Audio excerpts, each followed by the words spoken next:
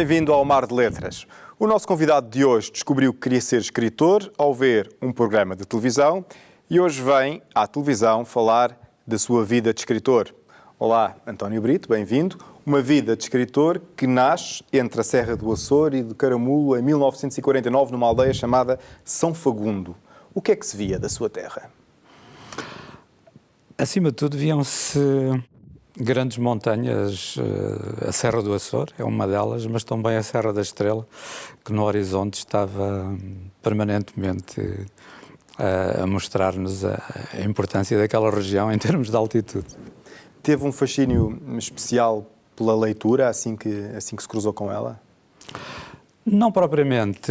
Naquele tempo, eu saí da minha aldeia, digamos assim, por volta dos 11 anos, mas até ali as oportunidades de leitura não eram muitas.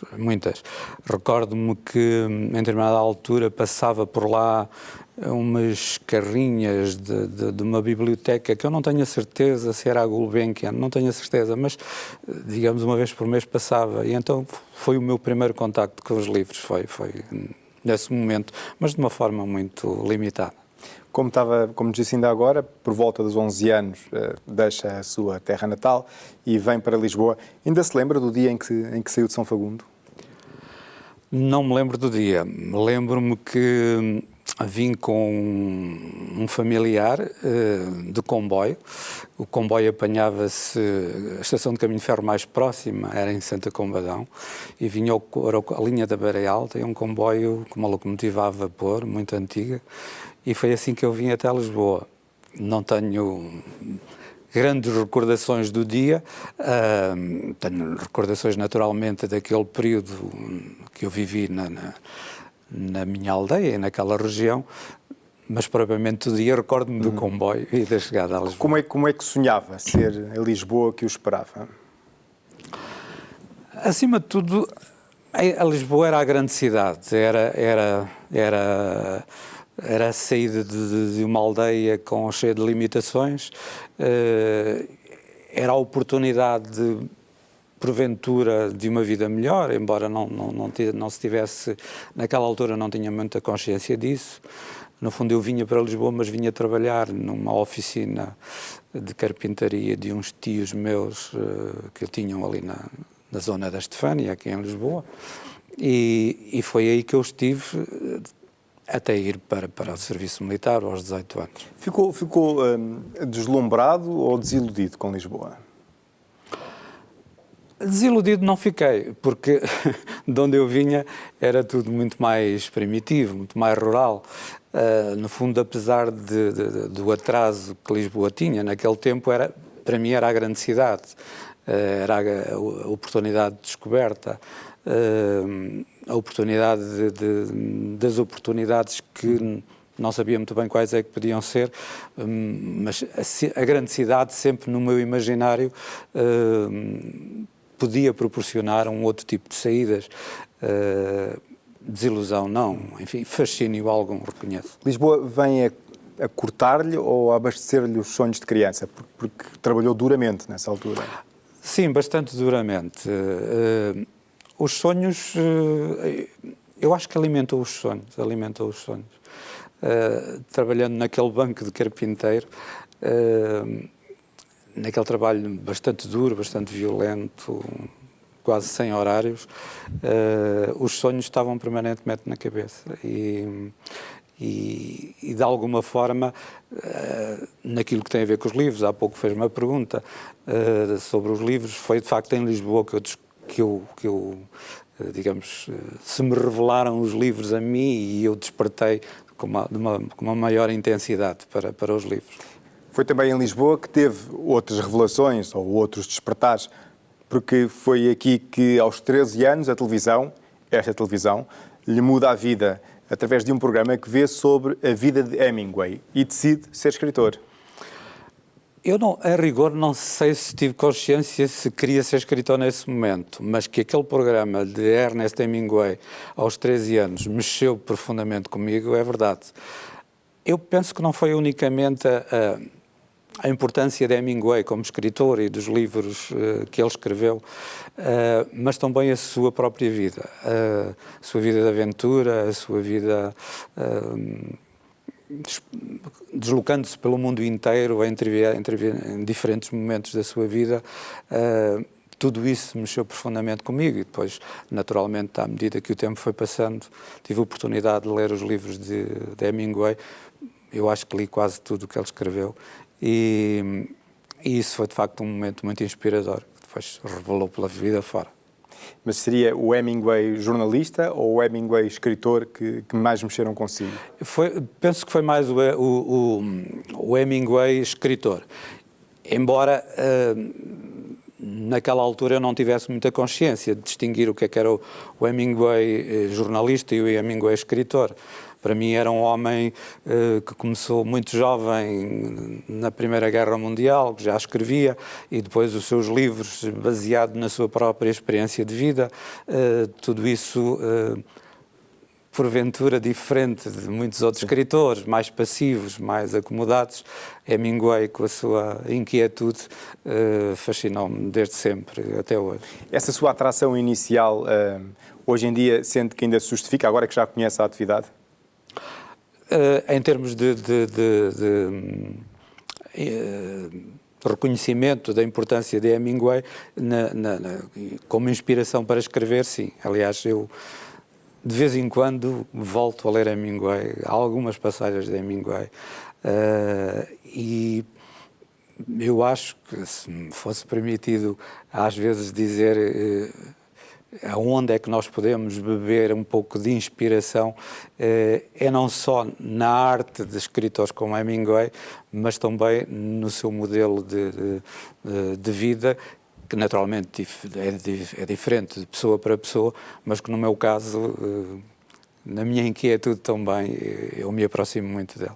Mas ainda teria de esperar alguns anos para concretizar essa sua vocação de escritor, para ela ganhar asas, porque antes disso é o António que ganha asas como paraquedista. É verdade. Digamos, o ato de escrever em si mesmo revelou-se mais tarde. Digamos, aqueles anos de Lisboa, entre os 11 e os 18 anos, foram essencialmente tempo de leituras de livros que me emprestavam. Eu não tinha dinheiro para comprar livros, mas felizmente tinha vizinhos que tinham filhos com livros e emprestavam muitos livros e eu li tudo o que me foi possível. Mais tarde, aos 18 anos, ao alistar-me nos paraquedistas, e porque a vida era muito difícil, a que eu estava vivendo, foi uma espécie de carta de alforria que me permitiu partir, e depois em África, em Moçambique, aí tive a oportunidade de escrever, colaborava com 2 jornais de Lá está o Hemingway jornalista, outra vez.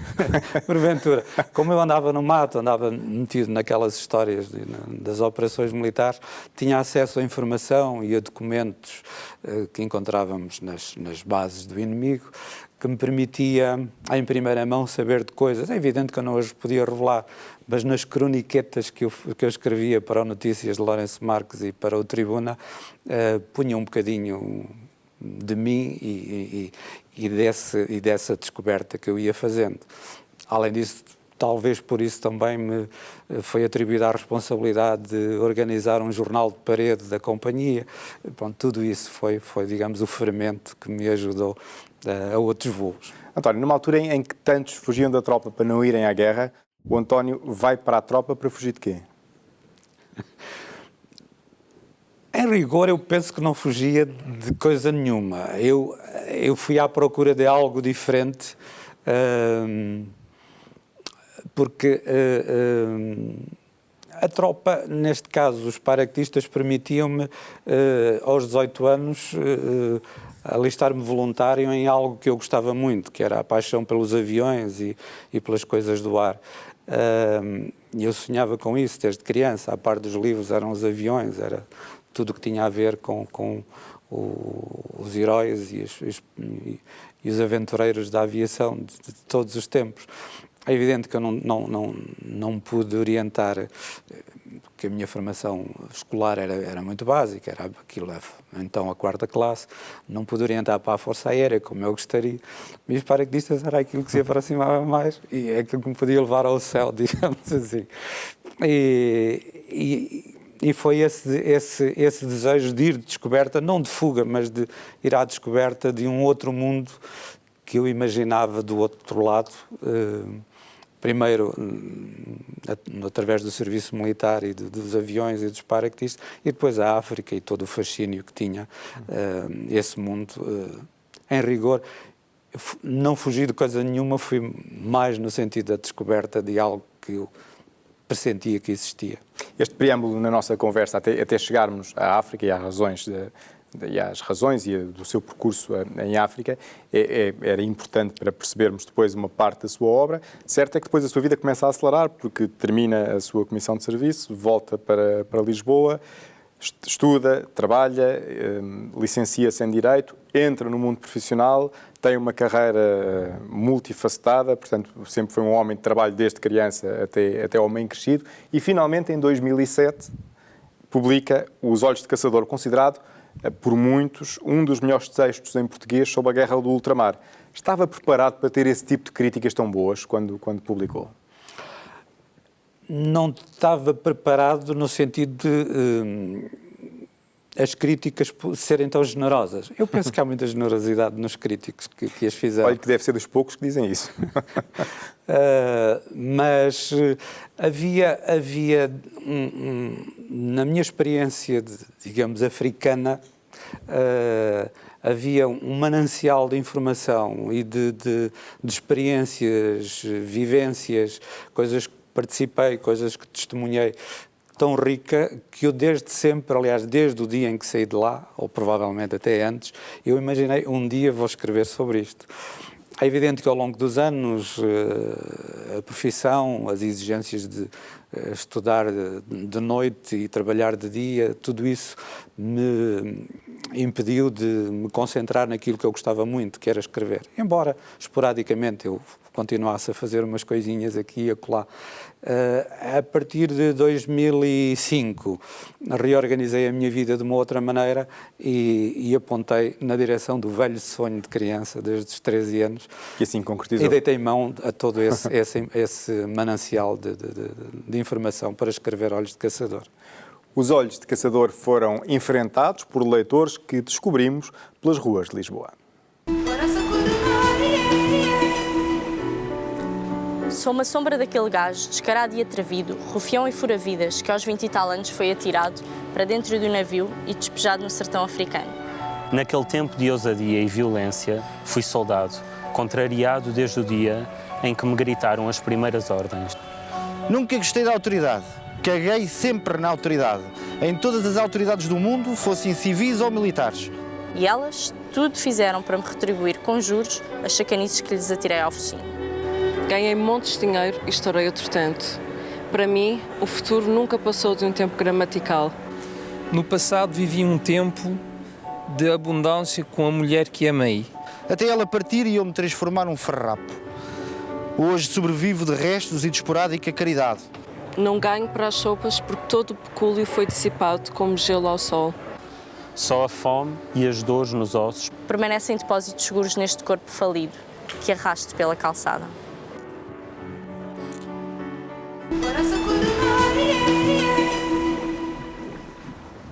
António, diz-se aqui desta sua obra de estreia que ela revela um lado desconhecido da Guerra do Ultramar.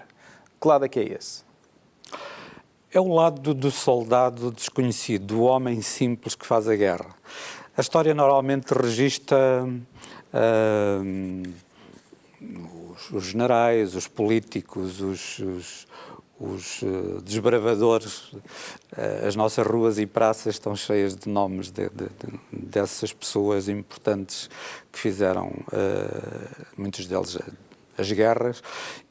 Mas raramente se fala do homem simples, sem nome, que faz todas as guerras em todos os tempos, em todas as civilizações, que é o soldado básico.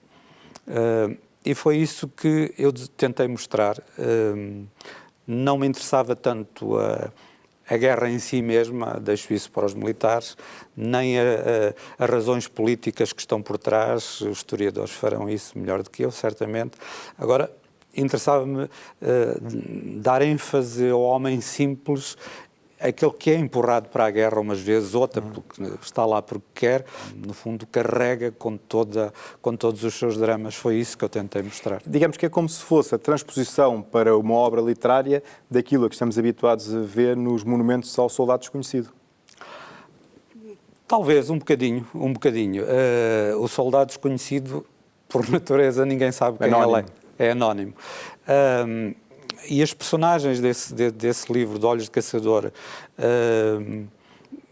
eu conheci essas pessoas, embora não com esses nomes, naturalmente, mas conheci-os, eles fizeram o que está aí retratado. É um livro de ficção, naturalmente, mas onde eu me inspirei, nas suas vivências, nas coisas boas que fizeram, nas coisas condenáveis que fizeram, é aí que eu me inspirei e é aí que eu digo que revela o lado desconhecido, porque normalmente esse não é noticiado, não é revelado, nem sequer faz parte muitas vezes dos relatórios militares e muito menos da história mais grandiosa da história com H maiúsculo. Com H maiúsculo. Em 2 anos, o António tem pronto O Céu Não Pode Esperar, de novo África, mas desta vez uma estrutura que passa por 3 épocas diferentes. Foi um grande desafio.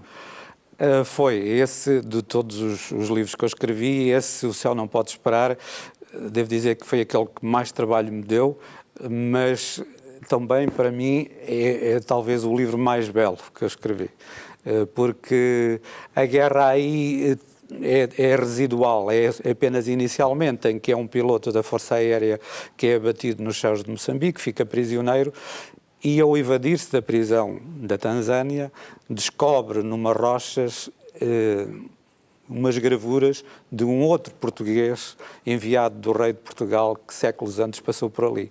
E é isso que vai desplotar toda a peregrinação, se assim podemos chamar-lhe, da descoberta desse Vítor Romão. É um livro que pode ser analisado na perspectiva histórica, religiosa, metafísica, romântica, das diferentes formas, porque grande parte desse segredo acontece nos subterrâneos do Mosteiro de Alcobaça e no Vaticano, no Médio Oriente. No fundo, descobrimos de que, e o título tenta traduzir um bocadinho isso, o céu não pode esperar, porque em todas as épocas os homens sempre olharam para o céu com diferentes finalidades. Uns tentando ver Deus, outros tentando ver outro tipo de divindades, outros apenas porque é um meio para voar e ascender a algo de mais transcendente e mais orientado para o infinito. É isso que eu tentei. Então, o António escreve nas suas 2 obras de estreia, 2 vezes seguidas, com a Guerra de Moçambique como, se não pano de fundo, pelo menos ponto de referência. Há alguma coisa de autobiográfico nestes 2 primeiros livros? Há sempre alguma coisa de autobiográfica. Há sempre alguma coisa de autobiográfica e no caso primeiro, Nos Olhos de Caçador, é um livro puro e duro, até na linguagem. Uma linguagem mais de caserna, mais uma vivência mais espartana, em que os homens se avaliam muitas vezes pela sua virilidade. No Céu Não Pode Esperar também, embora numa outra dimensão. É mais a dimensão da espiritualidade, é mais a dimensão da busca, é mais a dimensão da história de Portugal e o fascínio que tem. Aliás, em todos os livros há sempre qualquer coisinha de Moçambique.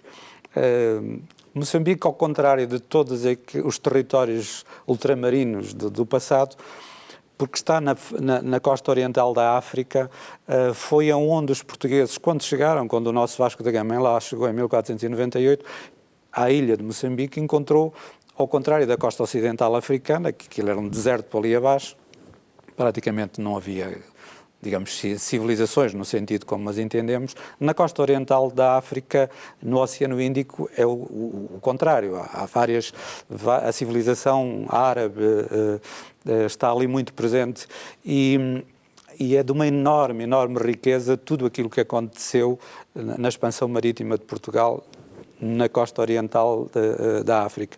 E Moçambique, a ilha de Moçambique, são muito, muito inspiradoras quando se quer escrever da África, não unicamente na perspectiva militar, mas como ponto de partida para tudo o que Portugal foi, os portugueses foram na sua expansão marítima e que porventura no seu imaginário, no imaginário de todos nós ainda continua.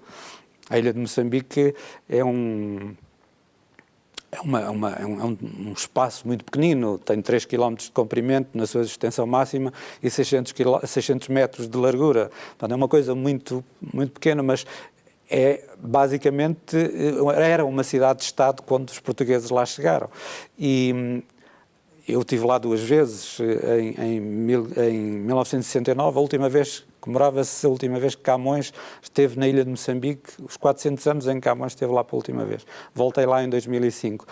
E é uma emoção enorme pisar aquele espaço minúsculo de terra, porque todas as figuras da história, as grandes figuras da história da expansão marítima do Oriente, todos pararam ali.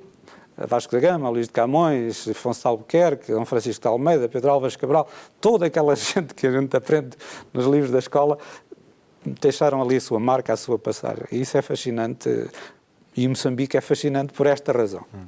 Já António Brito estava a ser convidado para vir ao Mar de Letras quando encontrei casualmente João Tordo, que o recomendou vivamente. Anotámos a coincidência e fomos ter com João Tordo, que deixou uma mensagem ao nosso convidado. Eu conheci António Brito há coisa de 3 anos, num curso de escrita criativa que, curiosamente, o António frequentou.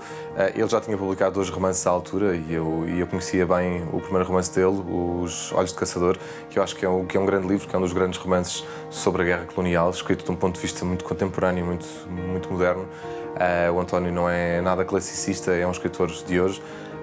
E, portanto, foi uma surpresa quando ele apareceu no meu curso, porque, enfim, ele não precisava que eu lhe ensinasse nada, não é que eu tenha alguma coisa para ensinar, mas foi muito bom conhecê-lo e foi bom perceber que era a pessoa por trás daquele romance que eu tinha, de facto, gostado muito. Portanto, é bom saber que o António agora está com vocês no programa a falar dos seus livros e da sua relação particular com a África. Saudações para o António e para o Mário Carneiro.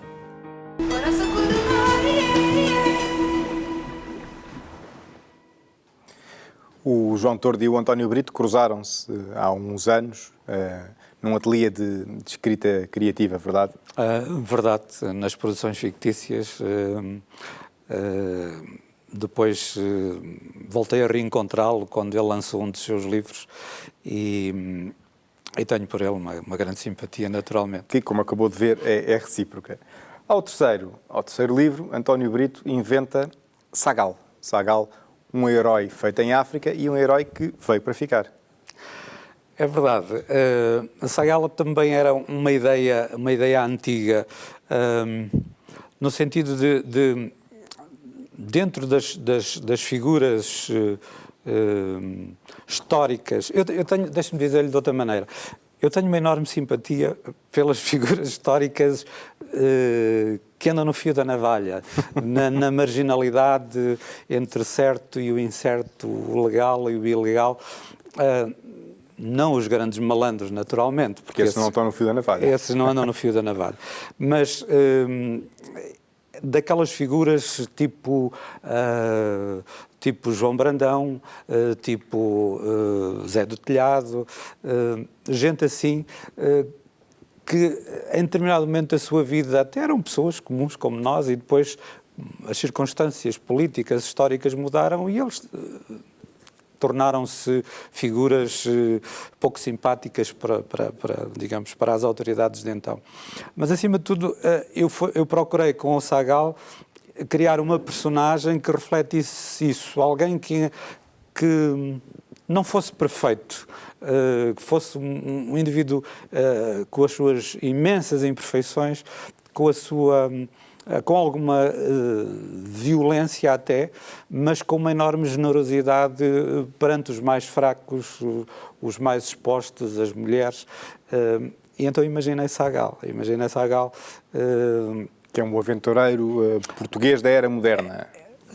Foi assim que eu tentei criá-lo, inspirando-me em figuras, de facto, de outro tipo de aventureiros, como o Fernão Mendes Pinto e a sua peregrinação. O nome, inspirei-me... Esse nome existe, Sagal, é um nome de um antigo acuartelamento do exército português no Planalto dos Macones, em Moçambique. E gostei do nome porque é um nome curto, com sonoridade e fácil de fixar pelo leitor. E depois, a partir de personagens que eu conheço, de pessoas que eu conheço, de entidades que eu conheço, a minha formação no direito permitiu-me conhecer pessoas que umas estão do lado da lei, outras estão do lado contrário, e são pessoas que, algumas delas, tentam melhorar, tentam modificar a sua vida e para se tornarem, por vezes, pessoas melhores, outras não.